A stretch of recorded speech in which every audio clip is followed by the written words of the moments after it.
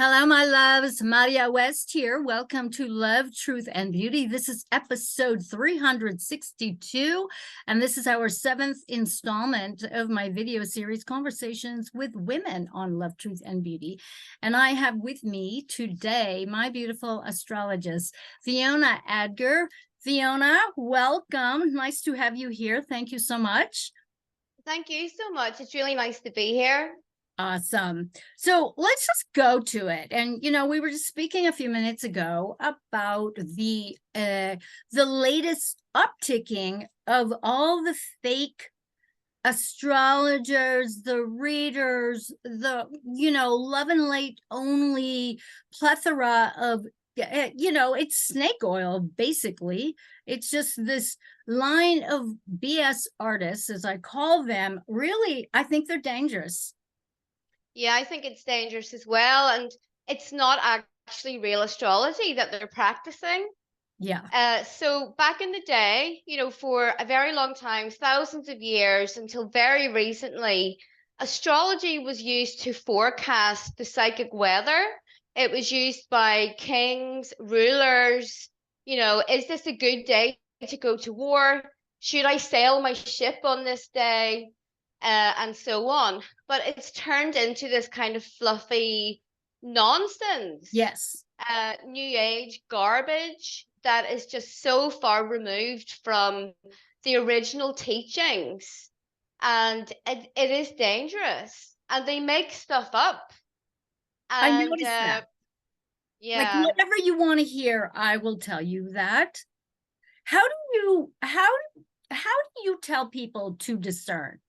Because I get that all the time. Like, what do you think about this? And I get a lot of people that send me like some frightening adverts, sponsored posts on the next gateway. And I cringe. I don't know. And I don't want to badmouth people because it seems like some of these people are actually very earnest. They actually believe what they're saying. Or is that just, another ploy? What do you say to that? Yeah, the gateway thing, I mean, there's one in particular that I, have to bring up, and it's the Lion's Gate. The Lion's Arsehole, which Yes. is not based on any real astrological event. Back in ancient Egyptian times, they did watch for the heliacal rising of Sirius, but that would have happened on a different day each year. It all depended on when Sirius became visible, in the sky at dawn. It wasn't a fixed date on the Gregorian calendar. Yes. And it's never been a thing astrologically until some New Age person decided that there was an alignment between the sun and Sirius on the 8th of August, which simply isn't true. Right, exactly. I just think it's an every energy year. Every year, and these same people promote it, and these same people, do their meditation or whatever it is that they do. Their lives don't get any better. Yeah, no, they don't. They don't. It's like a marketing ploy almost to me, where we're just gonna make it up, just like we're making up a lot of the holy haze days craze. That's what I call them. These bullshit dates that we're all supposed to be attuned to, and then feeding into that attunement that is just completely false.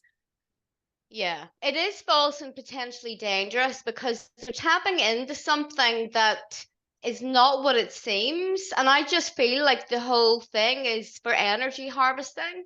There's all these people and they're pushing their energy into this portal that doesn't actually lead anywhere. Where is it going? Yes. What was your inspiration to follow this journey into astrology? Because it is such a deep topic and subject, and it surprises me.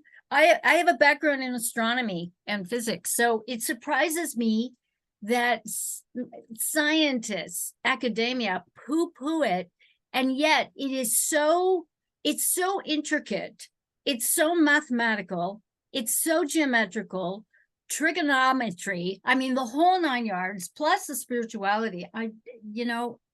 Tell us about your journey. So I was introduced to astrology by my oldest sister. So she was always kind of spiritual, and that runs in my family. My great grandparents were spiritualists. So we have this kind of thing, we're kind of weird compared to most people in Ireland, especially growing up in the 80s and the 90s. And my sister got this book. I can't remember which one it was, but it was about rising signs. And I started to learn about my rising sign, which is Gemini. And then I started to notice that there really is something to this. So I studied as much as I could. Then I started to realize that the New Age had taken over astrology, and nearly all of the information available was New Age. It was not the same as it was originally written. So by the ancient Greeks, even going into the medieval period, I started to notice, hang on, this is different. So I have a Scorpio moon. I don't like plastic things or people. I like real people. I like the truth, whether it is uncomfortable or I don't care. I just want the truth. So I started to study old books about astrology. And as a result of that, it changed the way that I practiced it. Wow. And that's what I try to teach my students today, is the real astrology, not the Lionsgate New Age garbage. Yes. Because we have enough plastic in the world. Can we not have something real? Yes. Beautiful. And what was your journey like in terms of sort of like pulling apart the real from the plastic, because when it all gets sort of congealed and plastic gets all over everything. So I can imagine the discerning process can be a little off-putting perhaps, or challenging, or maybe not. Well, I started to study Vedic astrology. Okay.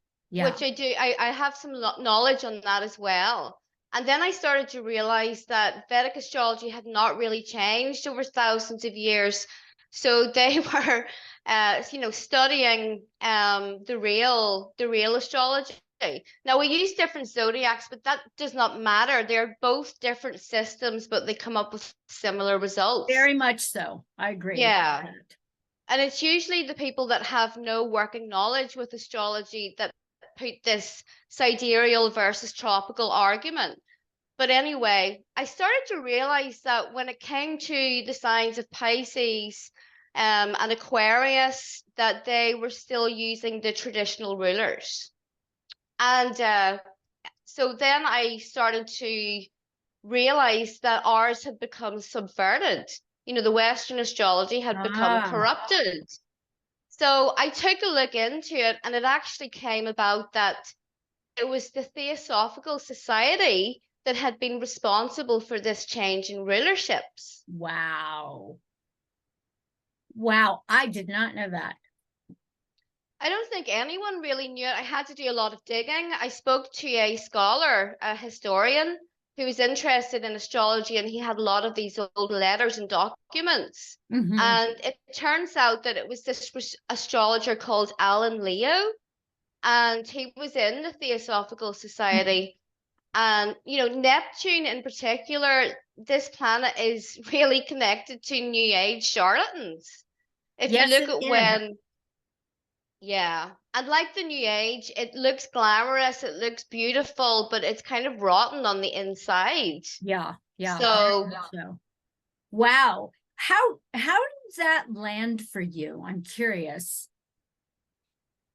What do you mean? In terms of you go about doing a study of things and you kind of go along with it, and then you discover, wow, this is just bullshit. And then you have to sort of break away from that and launch into most of my astrology consultations have been Vedic. And I know that for myself, when I've gotten gifts from Fluffy and you know, just the pouring on of all this syrupy, sweet, slick, weird, flowery stuff, and I'm thinking, you know, my life has been a shit show. What are you talking about? Like, so how do you reconcile that? Especially when you're working with people. And I know from working, having my own practice of healing, that people will project. They want fluffy. They want to be uplifted. They want, you know, some kind of acknowledgement that things are going to be okay. I'm sure you've run into that. How do you deal with those people?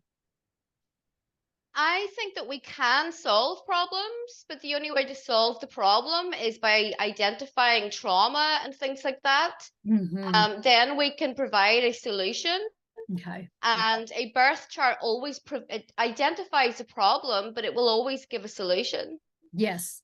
Yes. So you can be uplifted, but you have to recognize that the dark times, and you know, everyone has got those things in life where you have a life area that just doesn't work for you. Yes. Maybe it's relationships, maybe it's money, or your, you know, even your health, because astrology was always used to help health, and physicians would be astrologers as well during certain periods. So we have to be realistic. Hand decoding and really lying to people about their birth chart is not going to help. You may get a temporary boost for like half an hour, but eventually reality. It's kind of like a sugar high. Yes, like a sugar high or a drug, you know, very Neptunian. So I just think that we have to practice it responsibly and in the way that it was originally intended. And I think that these people that are new age and hand decoding, they're not astrologers. They're not proper astrologers. No, I agree. So in your opinion, like say a birth chart, what are the most important aspects for you in terms of educating your client, doing a proper read of, say, the birth chart, and especially when they're, I love you sharing your family background of being spiritualists, because I think that especially in this day and age, you know, it's not about what's out there. It really is about the focusing of staying within ourselves and really honoring the gifts that we naturally have, and being able to really pick and choose the various inspirations. Like for me, Lucifer is an inspiration.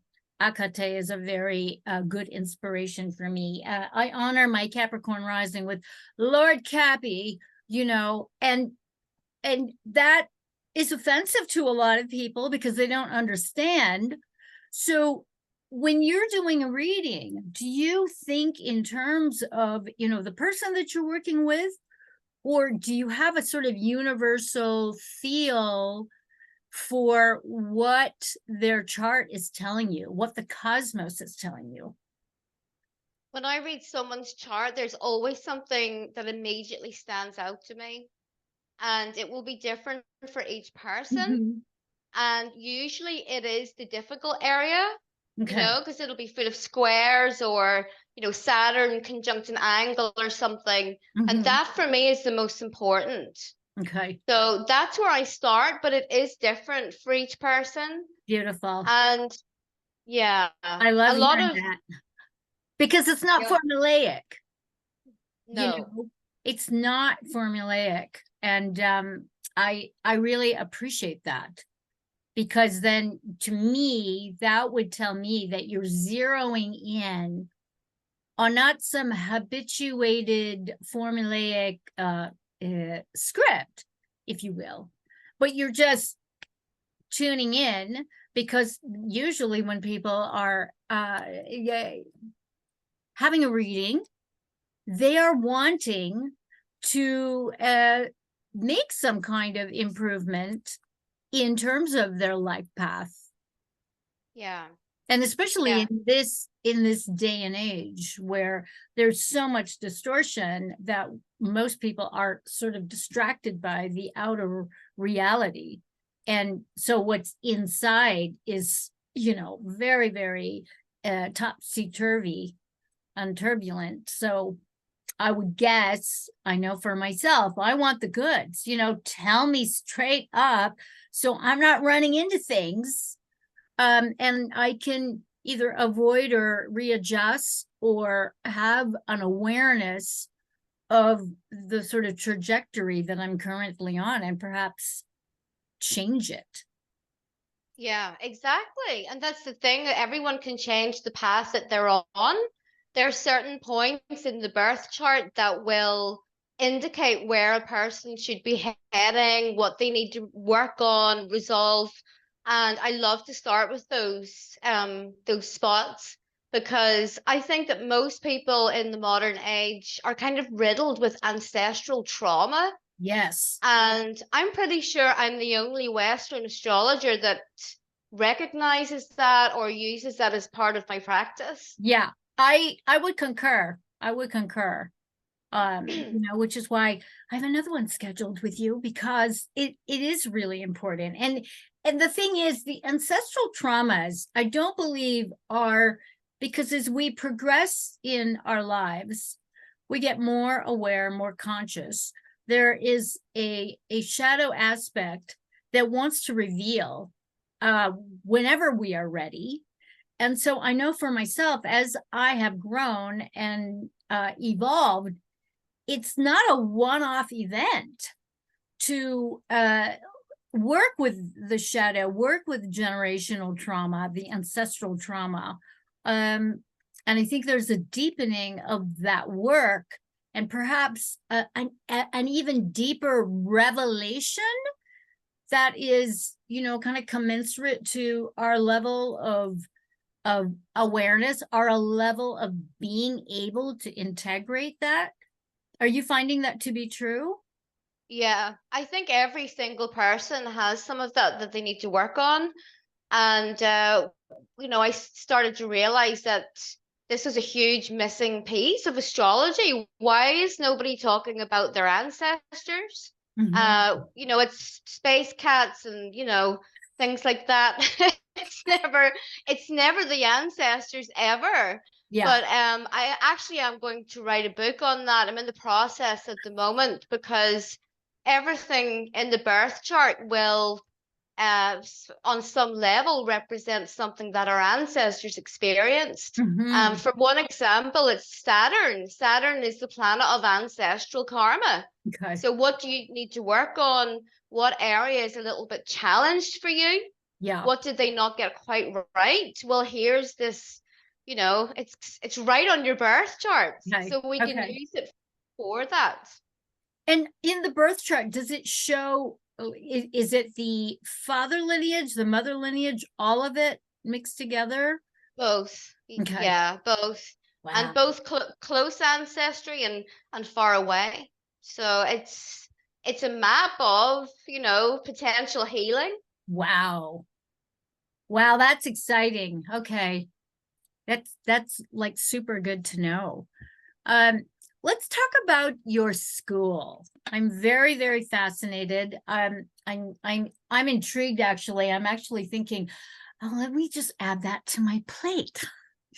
Because I'm so fascinated by not just the placements, but the sort of progression each year, and how that just kind of evolves or de-evolves in some cases. I mean, it's kind of it's a journey that can be mapped. It's also a journey that is dependent upon what you do with it. Yeah. Yeah. I have two levels. in my astrology school. So the first one will take you from an absolute beginner or someone with a little bit of knowledge. You'll, by the end of the course, you will be able to read a birth chart comfortably. And then my second course is for people that want to take it to the next level. They might want to become a professional astrologer themselves. And I teach the progress charts. So that's what you were Yes. referring to. Our charts also grow and change as we do. And I also teach some different techniques with predictions. So overall, if someone wants to become an astrologer, you know, you can take my course, but I do the lessons one-on-one, Okay. and it's university style, because just downloading a course from the internet, you know, watching some videos, you don't have to pay anyone to do that. You can do that yourself for free. Yeah. Watch some videos, but it's not live instruction. Yeah. And this astrology used to be taught in universities. It's not a, you know, light, fluffy subject. It's Exactly. meaty. There's a lot to it. You have to focus, you have to study at home. And I think it's really doing a disservice to it when people just download a course and then call themselves astrologers. Perhaps this is why so many of them are getting it wrong. Yes, I believe that's true, because one size does not fit all.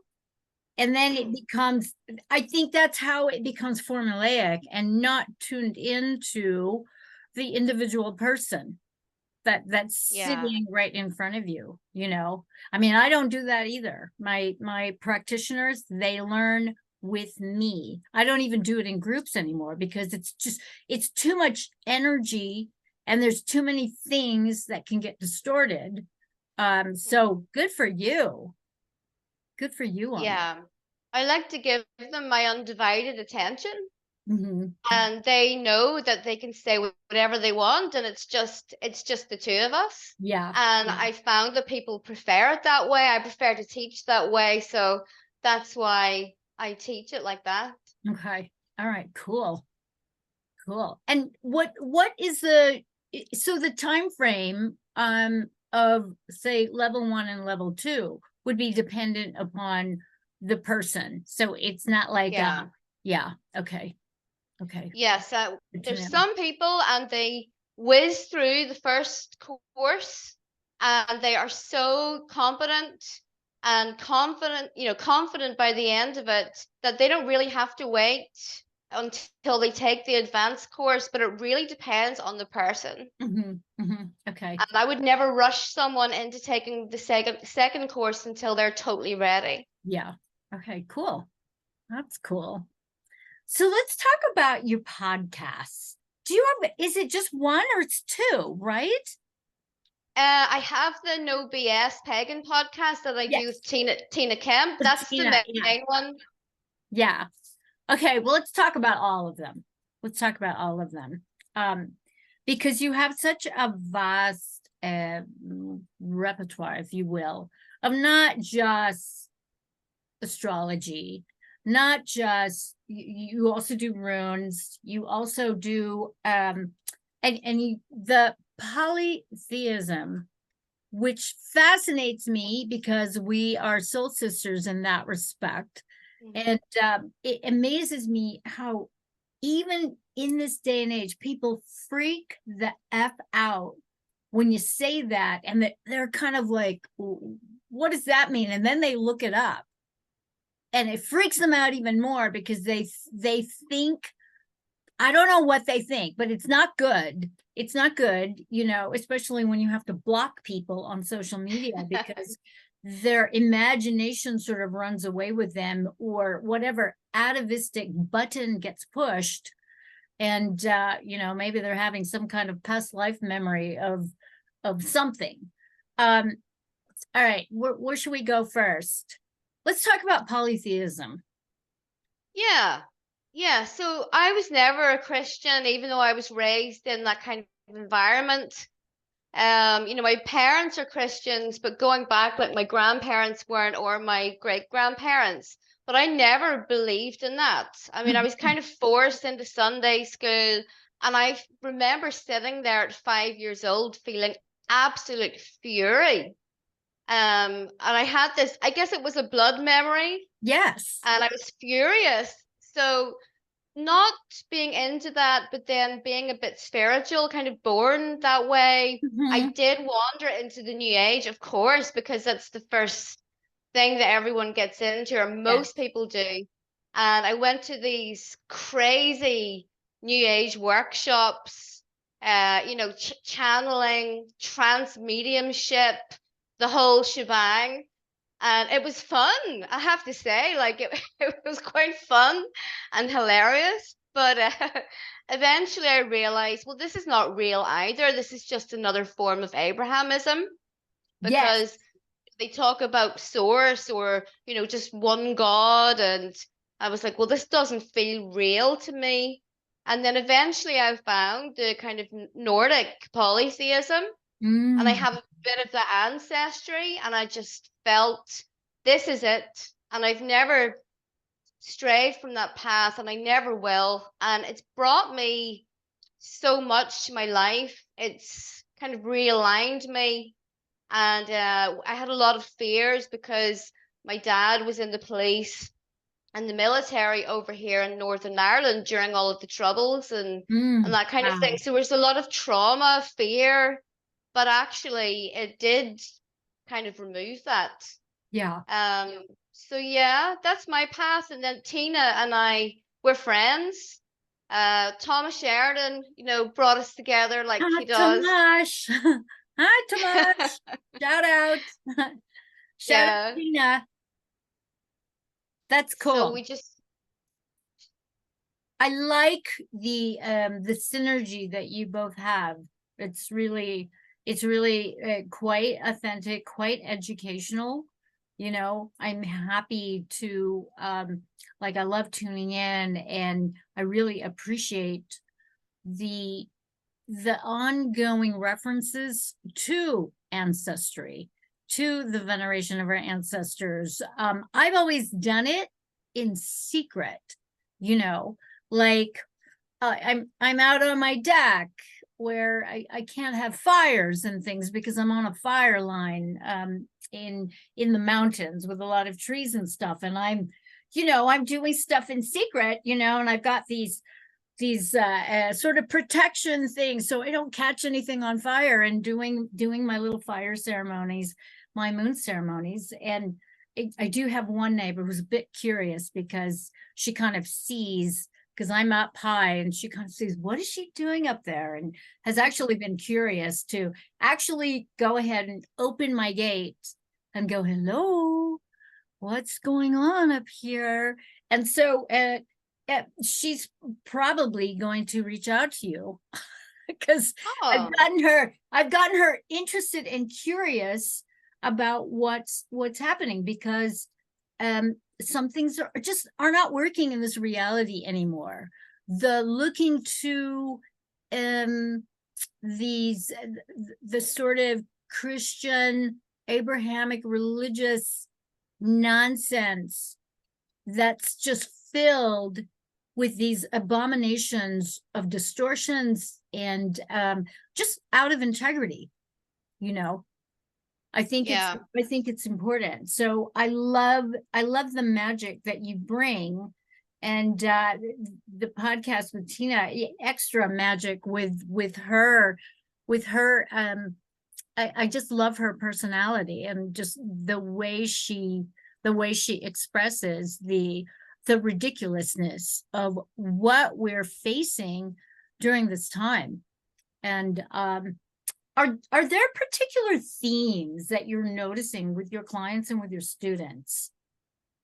Right now, a lot of people are kind of becoming dissatisfied with their, spirituality. A lot of them are falling away from the new age, which is great. Yeah. But it is a dark time. We are in the Kali Yuga. It's the age of light and darkness, Yes. and it is a bit of a struggle. So that's why I try to be real Yeah. in my forecasts. because there's no, if you tell someone, oh yeah, there's this gateway, it's full of golden light, you're going to be feeling fabulous and ascending, but then it's a shit show from Saturn, they're going to feel Complete like, shit oh, it's they're going to feel like it's just me, I'm the problem. Yeah. When in fact everyone's feeling dark, but some are not being honest about it. So I try to bring that honesty into my work at all times. Tina is the same. She's got a similar personality to me. Yeah. She's kind of no BS, which is why we chose that name. Yeah. And I love it. she I love hates it. the Well, new age. we'll have all of your information down in the show notes. I appreciate that realness, just like, and it seems like I like being part of that.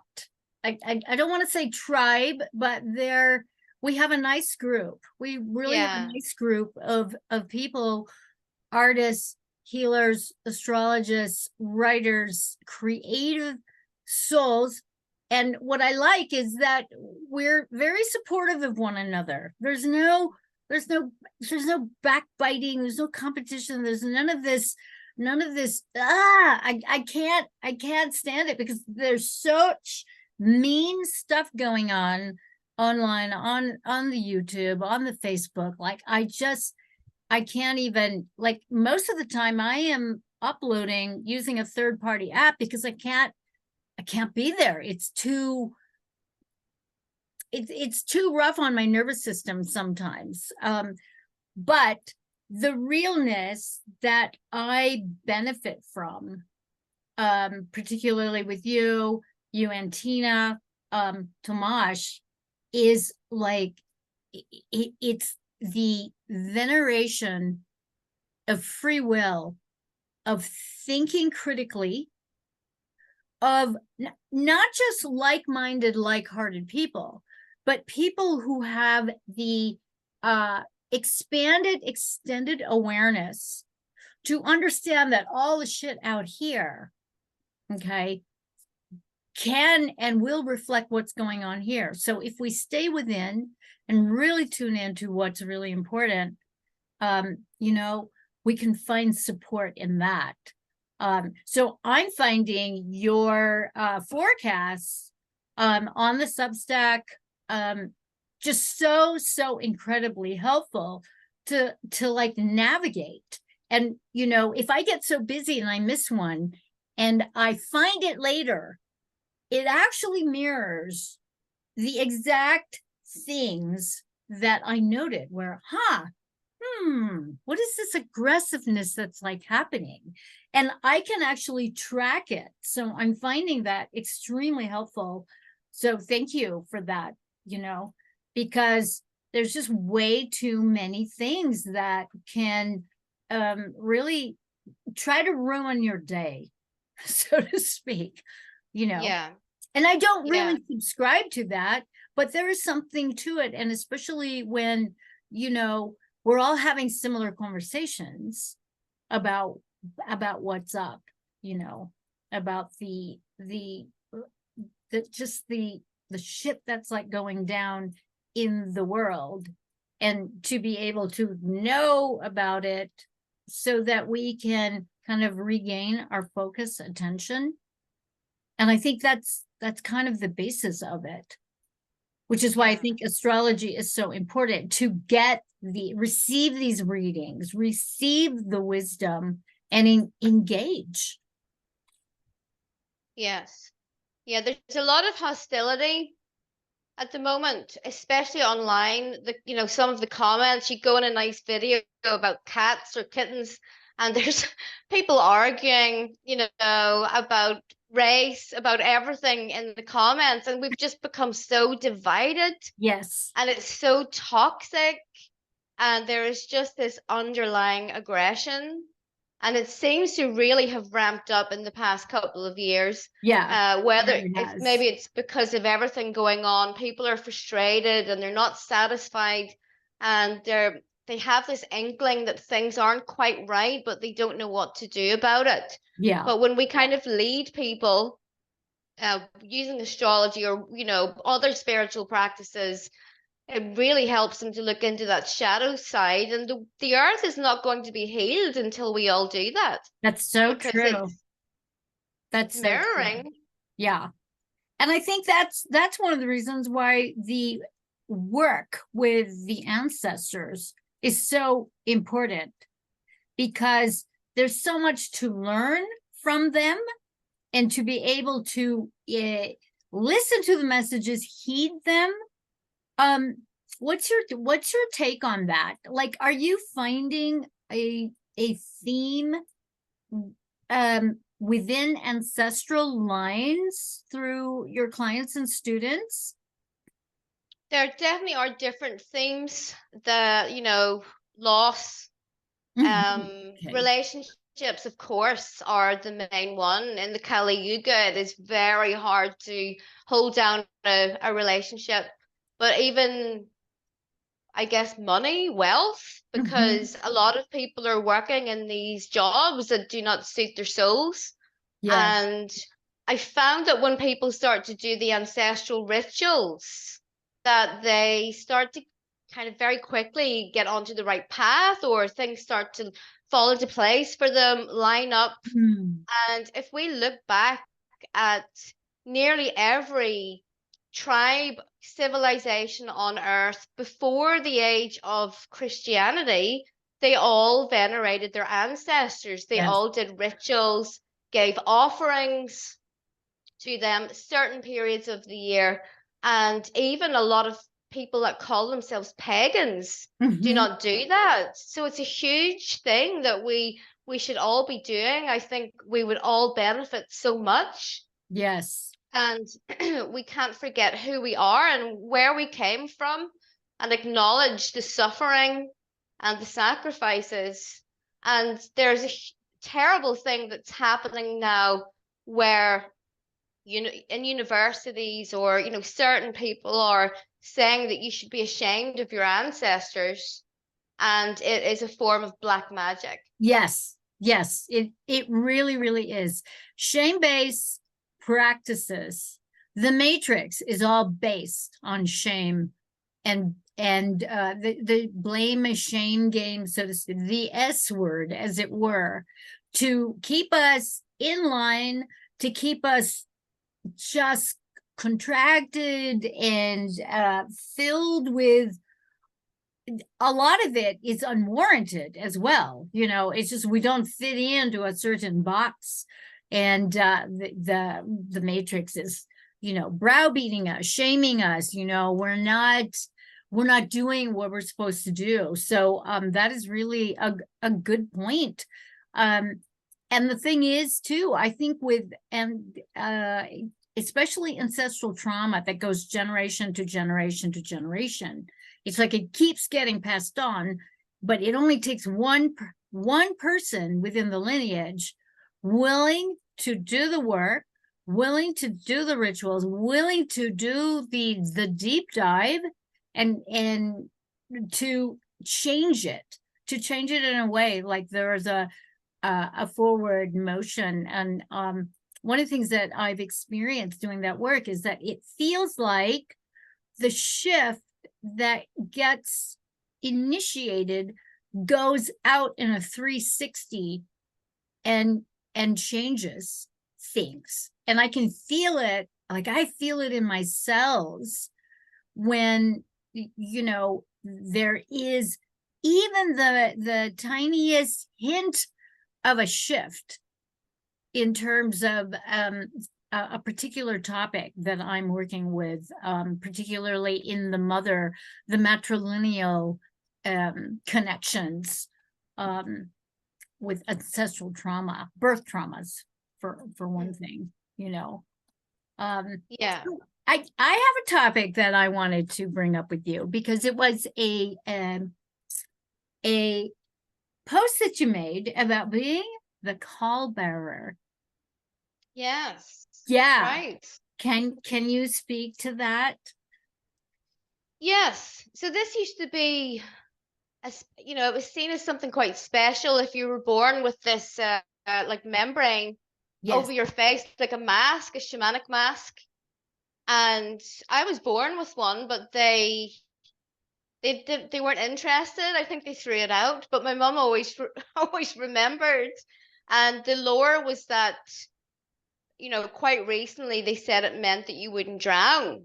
But going back, I started to do research on it, and it was said that this person would have shamanic abilities. Yes. You were born with one, right? I was. So I was born at between 40 and 41 weeks. I was late. And my mom was freaked out. She was freaked out. So she engaged some midwives, and they were shamanesses, and they were a bit witchy. And my mother was desperate, because she wanted me out. And so her water never broke, so they induced her. And so the story is, I freaked everybody out except for the midwives. They were kind of, nonchalant about it, but I had the amniotic sac was completely around my body, and they had to break it. Yeah. So I didn't know about this until many, many years later, because my aunt was there, and she was the one that breastfed me, because I wouldn't feed from my mother. I fed from my aunt, who had just previously had a baby. But she was one that told me about it when she came to visit me, and I was stunned. Like, I didn't know what it was, but it was one of the things that made my mother very, like, her animosity toward me was, it was a freak show to her. Like, wow. So, so your mentioning of it really it sparked another layer of healing about that, because talk about shame, or like there was something wrong with me. And there was so much suspicion, and especially with, kind of Catholic based family systems, I didn't understand, and it was a big family secret. Yeah. But I had nicknames of being the devil girl. Like what's wrong with her? She didn't want to come out, and then she's got this thing that should have been gone. It's like, wow. Yeah. Unfortunately, we were born into this kind of age of darkness. Yes. And, that would have been it was a huge honor to be born with a call. Yeah. And they would have kept it, and it would have been known that you had these abilities, and you were born to be a healer, a leader, the shaman. But in the age of darkness, people get certificates now for things like that, and it supposedly qualifies them. But when you were born, your qualification was all over your body. Yeah. It was a freak show, really a freak show. And people were disturbed. Like, it really created a lot of drama, apparently, around my birth. And so I'm sure I absorbed all that, because I've always felt like, well, God, I'm just the odd person out, Yeah. But so the level, so I've actually gone into, the sort of more research about it. And some of it is actually quite horrific. Just, what is being done in hospitals, modern day hospitals, with the amniotic sac, the veiling, also with the placenta. I mean, it's just like they're harvesting them for stem cells, and for on and on and on and on and on, and selling them to the highest bidder. So that was a little disturbing to look at. But as you say, we are in very, very dark times and twisted times. So, it's like everything becomes an opportunity for either going more into awareness and light, or diving deeper into the abyss of darkness and just twisting things around, when they can actually be quite beautiful and quite positive and remarkable. Yeah, it's sad that you had that, experience within your family, but Yeah. that's another common occurrence Yes. with the person that heals all the trauma. They're the outcast, they're the maverick, they're the black sheep, whatever you want to call it. I Yeah. didn't fit in either. Yeah. I'm the youngest of four, and Wow. I'm the odd one, the late born kind of sickly child, but we have a responsibility to work with these, Yes. with this ancestral trauma. And both you and I, we are here to lead other people to heal their own trauma. Yeah. Yeah. And that is such a beautiful thing, because I notice in, and it's ironic because in the new age, they're always advocating a DIY, do it yourself. And yet the sort of templates for that are just shrouded in utter bullshit, where we just go into a lot of denial. I love that you said you dove into that and it was fun. I did too. I did a lot of the sort of free love and all the fake tantra stuff. And then I went to India and was like, oh shit, this is like nothing about California and all that craziness, so I was in for a shock.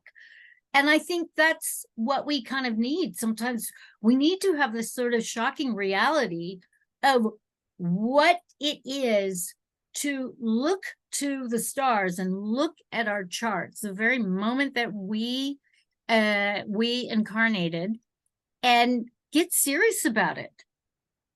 And some of it, you can't sugarcoat some of that stuff, especially when it's a reoccurring theme, and it's too important to be sugar coated. Yes. Yeah. So what is up for you, and what's coming up for you? I know we're at the end of the year. What kind of projects are you working on? I mean, I'm excited about your book. I'll buy now. Yes, well, there is the book, and there is also a project that Tina and I are going to collaborate on. Ooh. And we're going to make our own mystery school. So it's going to be traditional European practices. Mm-hmm. So the runes, say there, some northern shamanic practices, what we know of, and we haven't exactly come up with the entire format yet. That's going to be next year, but we are working on that at the moment. Oh, And that's hopefully exciting. to birth it at the spring equinox or somewhere around that time. So we're just going to put our heads together and teach some authentic practices that have not been influenced by new age garbage. Because Cool. both Tina and I, we hate it. We hate the new age. We hate all of the plastic crap. So we're united in that front, and we'll do our best. We don't have all of the information because so much of it has been destroyed. Yes. And subverted. So we'll do it as best as we can, authentically, in a way that is safe. Beautiful. That's exciting. Yeah. I love it. Yes. I love it. Can't wait. Yeah. And then into next year, not sure. Me and my partner, we're moving to Denmark next summer. Oh, wow. Cool. Yeah, he's Danish, and yeah, I just thought, why not? I have a bit of Danish blood. Let's go there for a new adventure, a new start, and work with the Danish ancestors on their own soil. Yeah, Denmark is beautiful. It's beautiful, but I'm very tuned in to the Nordic region. and spent a lot of time in Scandinavia, and also it's funny, the distinction between the Scandinavian countries and the Nordic countries, which includes Finland and also includes Iceland. But Finland and Iceland are not Scandinavian, we're part of the Nordic. But it's fascinating how they all like divvied that up. It's like, huh? What? I don't understand. But there's such power in that land. The land and the seas, the waters, and so that's cool. I mean, I'm excited for you two to do that. How awesome! Where are you? Where are you in Ireland? In Northern Ireland? Yes, I'm in the north. I'm not very far away from the border in the countryside. Okay. And Ireland is taking a bit of a battering at the moment. I saw that. I'm so sorry. Yeah, I just am like, it's just. Yeah. Well, and then as you know, too, my one and only trip to Belfast was like, I needed to have had you in my life, because I could have probably avoided all of that in Belfast in 2019, but it's good to know that there are some spots of the world that I need to completely avoid. Yes. That would have been useful in information. So people, really, you need to make an appointment with Fiona and have some sessions, have your birth chart redone. I think that would be good. How do you feel about that? Doing complete overhauls? Because I know a lot of people, well, I've had my birth chart done. Well, have it done again. I think that's useful. There are some, there are good astrologers out there for sure, but they don't really get the same attention as the sparkly rainbow people. But I when they say that, when my client says I've had my birth chart read before, I'm just like, great, this is my interpretation. And they usually get a bit, something different out of it. And that's fine. But yeah, I've also had to kind of help clients who have been led down the wrong path by other astrologers, given the wrong information, incomplete information, because a birth chart, it's quite a powerful thing that can potentially help you to be healed, be successful, happy. But the reverse is also true. If you give the wrong info, then it can be harmful. Yes. Yeah, extremely harmful. I know that I had this experience with an astrologer who made the mistake of like my location of my birth and picked the wrong one.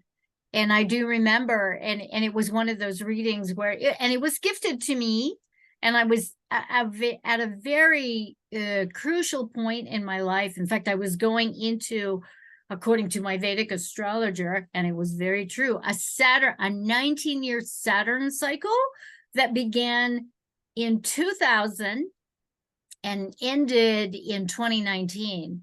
And those were very, very, very difficult years for me.